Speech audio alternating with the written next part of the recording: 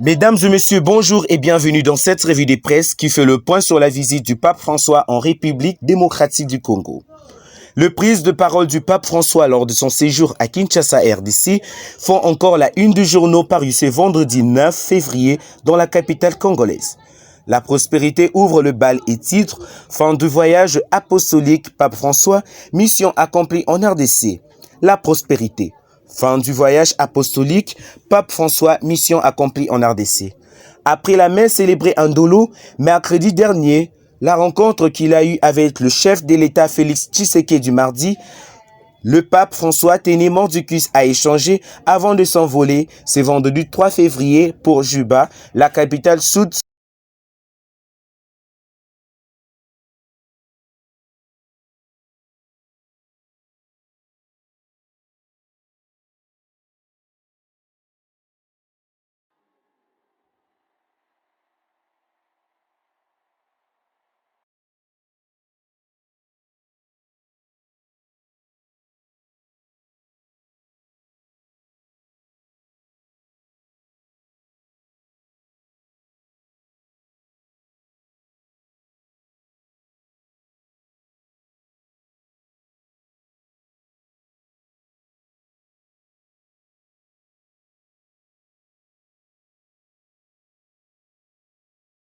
Soudanaise, dans le cadre d'une autre visite apostolique avec la jeunesse congolaise, rapporte ce quotidien. Au cours d'une rencontre au stade de Martyrs hier, jeudi 2 février, le souverain pontife a, dans sa catéchèse, conscientisé le jeune sur le défi de l'or dans la société, dans un contexte marqué notamment par l'avènement de réseaux sociaux, ajoute ce tabloïd. Droit dans ses bottes, tel un père à ses enfants, commente la prospérité. Il a condamné l'usage abusif de téléphones portables dans le milieu de jeunes et a prodigué 5 conseils qu'il a présentés comme préalables dans la restauration de valeurs humaines et la construction d'une société plus juste. Le pape a parlé dans la prière, la communauté, l'honnêteté, le pardon et le service. François a appelé le jeune à combattre la corruption sous toutes ses formes, a toujours œuvre en faveur de la vérité, à bannir la corruption et à garder espoir face au vent de la misère et de la souffrance, conclut le journal. Le potentiel, lui aussi, revient sur l'appel contre la corruption que François a lancé aux jeunes. Dans son adresse, Sa Sainteté, le pape François a appelé le jeune catholique à lutter contre la corruption et les antivaleurs. Venu des paroisses de l'archidiocèse de Kinshasa, le jeune et les catéchistes ont bien apprécié le message du Saint-Père, affirme le quotidien. Ce dernier a par la même occasion invité la jeunesse congolaise à être actrice de son avenir en mettant de côté tout ce qui conduit à la division. Ne laissez pas votre vie se faire emporter par le courant pollué. Ne vous laissez pas emporter comme un tronc d'arbre sec dans une rivière sale. Indigne-vous, vous jamais cédez aux flatteries séductrices, a-t-il lancé. Touché au plus profond d'eux, note ce journal, certains jeunes se disent prêts à se prendre déjà en charge. Hormis la corruption dont il a fait mention, le Saint-Père a également évoqué la notion du pardon à la jeunesse, rapporte le tabloïd. Pour créer un avenir nouveau, nous devons donner et recevoir le pardon. Le message est clair et sans embâche, estime le potentiel. Le pape est contre le vengeance et chrétien et le tribalisme souvent à la base de divisions et violences. L'avenir du pays est entre vos mains, a lancé François.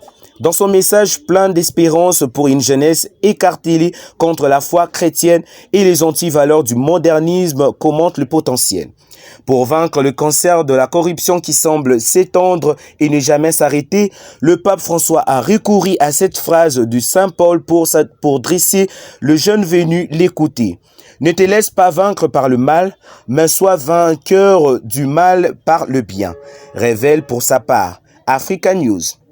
Le pape a invité la jeunesse congolaise à ne pas se laisser manipuler par des individus ou des groupes qui cherchent à l'utiliser pour maintenir le pays dans la spirale de la violence et de l'instabilité afin de continuer à le contrôler sans égard pour personne, ajoute-t-il. Saint-Père, nous, jeunes, nous manquons de paix, ont signifié le jeune dans leur message du bienvenu adressé au pape François, rapporte EcoNews.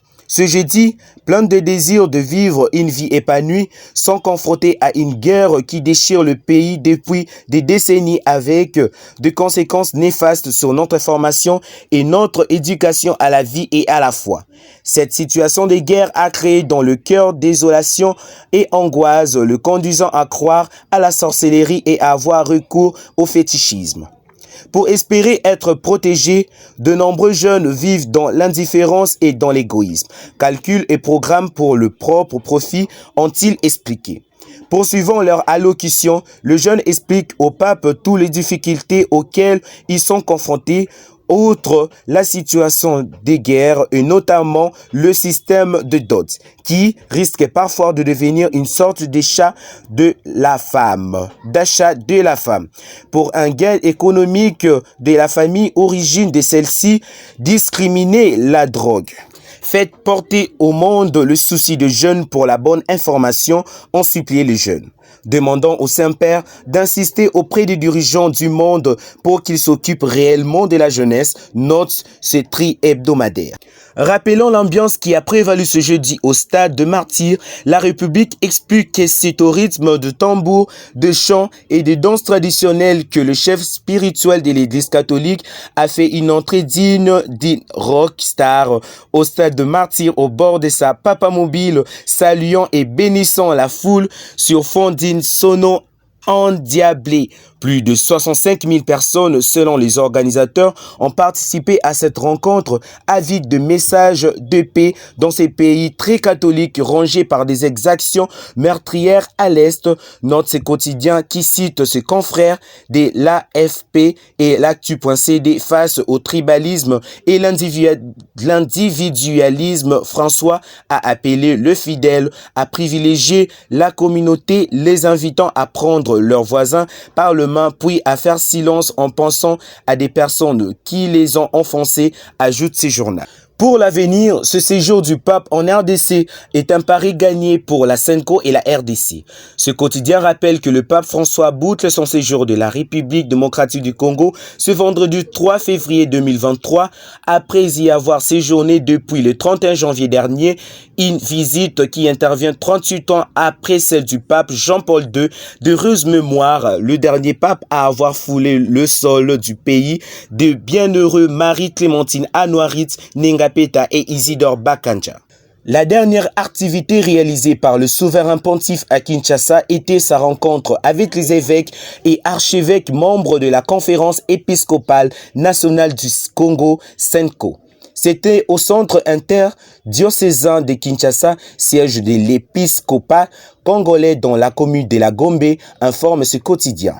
Il affirme que l'occasion était donnée au président de la SENCO, Monseigneur Marcel Outembi, non seulement de saluer la présence du pape François, mais surtout de lui exposer les différents problèmes auxquels l'épiscopat congolais est confronté par l'évangélisation du peuple de Dieu dans un pays aux dimensions d'un continent qu'est la République démocratique du Congo, lesquels pays fait face à l'insécurité dans sa partie orientale. Et le pape solidaire avec le peuple de la RDC a promis son accompagnement spirituel à l'église de la RDC pour relever tous ces défis et pour le bonheur du peuple de Dieu, précise ce journal.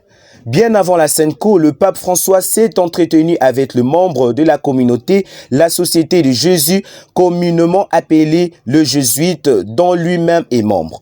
La veille de la fin de son séjour congolaise, sa sainteté a échangé en la cathédrale Notre-Dame du Congo avec le clergé de Kinshasa ainsi que le séminariste et les consacrés notent encore l'avenir. En marge de cette visite du pape, Congo Nouveau estime que Félix Tshisekedi et le leader de l'opposition ont marqué une occasion de réconciliation. Ainsi, a-t-on vu le chef de l'État congolais, Félix Antoine Tshisekedi, s'élever pour saluer Jean-Michel Sama Lukonde, le Premier ministre Augustin Kabouya, le secrétaire général de l'UDPS, son parti. Vital Kamerhe, son ancien directeur de cabinet, et Jean-Pierre Bemba, l'un de ses principaux alliés au sein de l'Union sacrée pour la nation. Et pourtant, tout le monde attendait voir Félix Antoine Tshisekedi continuer son tour pour aller saluer les opposants Moïse Katumbi et Martin Fayulu, qui n'étaient pas pourtant pas loin de sa tribune. Une occasion de réconciliation ratée, commente le Tri hebdomadaire. Pour plus d'un analyste, l'actuel locataire du Palais de la Nation a raté par cette occasion non seulement de mettre en pratique les enseignements du pape François, mais aussi et surtout de montrer qu'il est le président de